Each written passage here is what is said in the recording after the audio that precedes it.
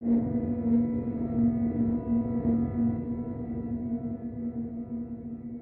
work as a police officer in South Jersey, and I've been in this profession since I was 23 years old. Contrary to what many people might think, my job isn't as exciting as it's often portrayed. In my county, not much out of the ordinary happens. Most of our calls involve disturbances or the occasional shoplifting, with only occasional serious incidents. Over the years, I've worked various shifts, including the night shift.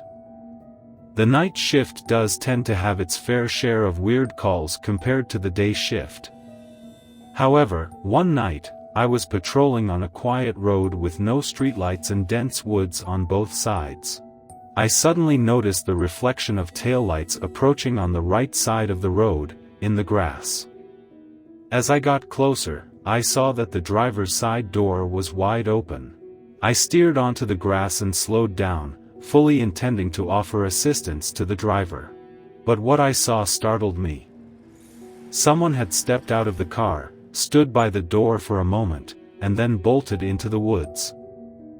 I immediately radioed for backup, using the codes for a suspicious person or vehicle, and got out of my car with my flashlight in hand and my hand resting on my holster, ready for anything.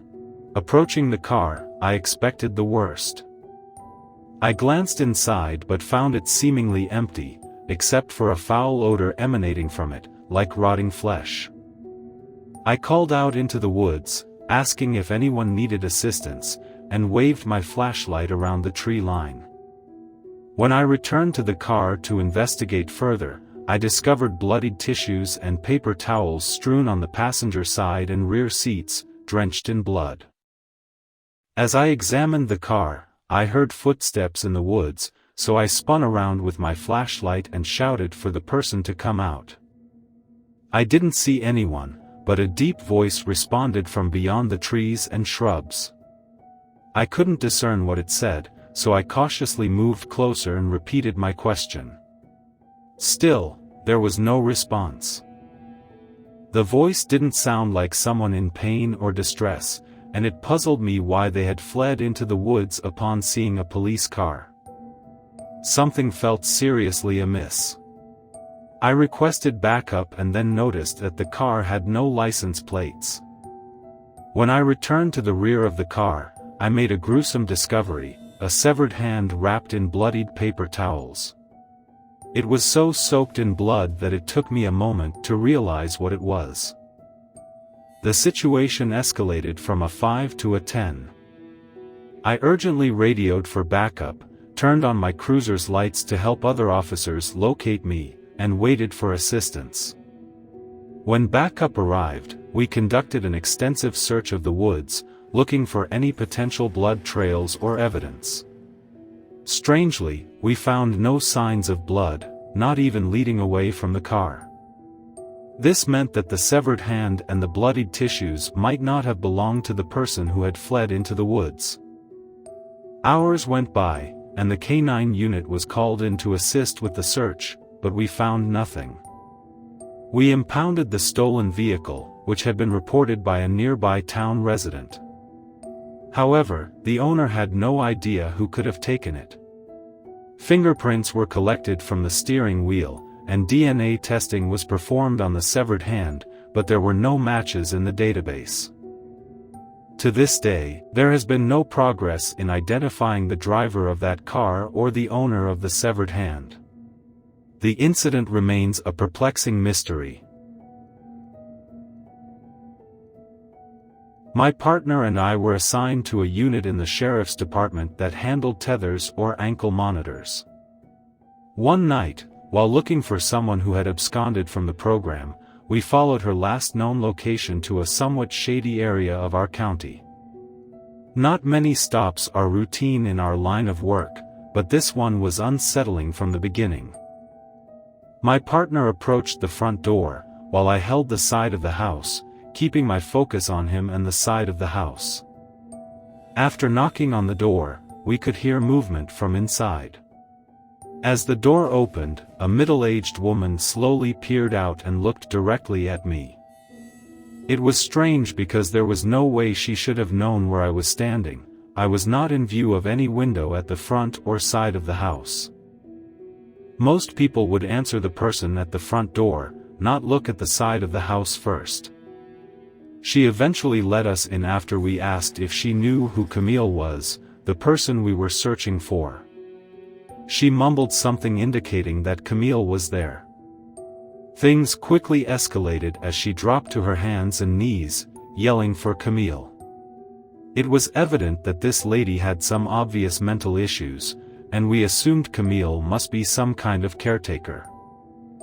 Despite the bizarre situation, we began searching the house. The whole time, this woman was yelling for Camille and never once got back to her feet, just following us on the ground. It was around 8 p.m., and the inside of the home had only one light on. There were no TVs or any electronics, giving the house an eerie feeling. The house had a strange layout, an older-style home with about 4 bedrooms and 2 floors. Every time I left a room, it felt like I entered a part of the house I had not just been in. It was as if I had entered a dimensional gap or something. The woman would sometimes be right behind me without making a sound, making me question the reality of it all. At one point, we both entered what seemed like a regular upstairs with bedrooms or maybe a bathroom at the top of the stairs.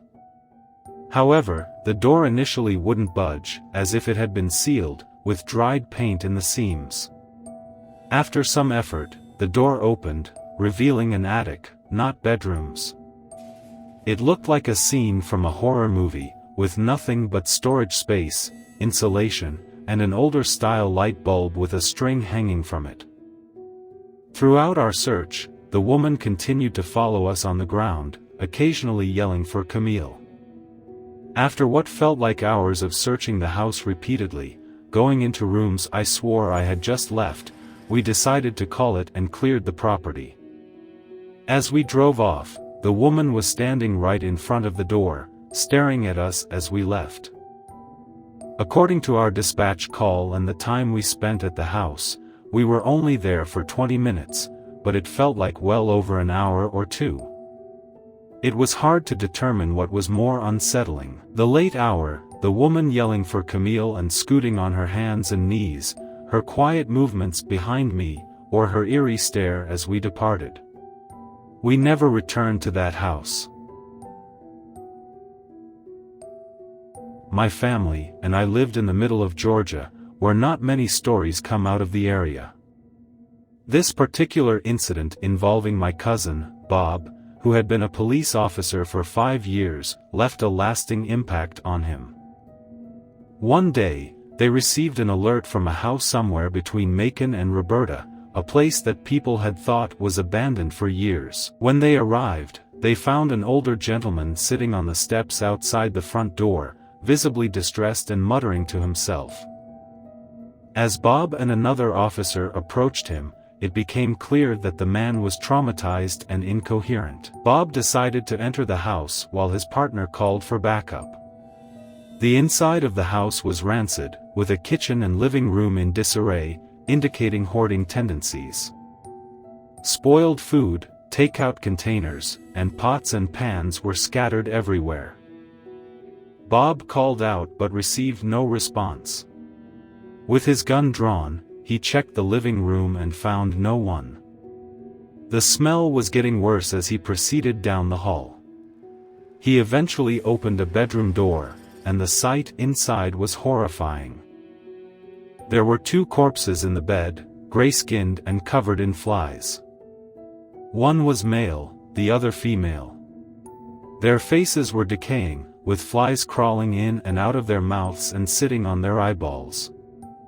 Even more disturbing, the female corpse was holding the lifeless body of an infant.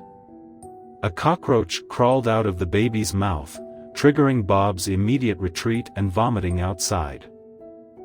When backup arrived, they discovered that the older man outside had been a friend and former co-worker of the deceased couple. He had gone to their house to check on them and was the first to witness the gruesome scene in the bedroom. The tragic story pieced together was that the husband and wife had become addicted to opioids after a surgery a year prior. Their addiction had spiraled into heroin abuse. Their neglect had led to the death of their infant daughter. When they discovered their child's corpse, they decided to end their lives by overdosing on heroin. Bob, still on the force, struggled with nightmares and began drinking heavily after this traumatic incident. He sought therapy to cope with the trauma but couldn't shake the haunting memory of the baby's cries in his nightmares.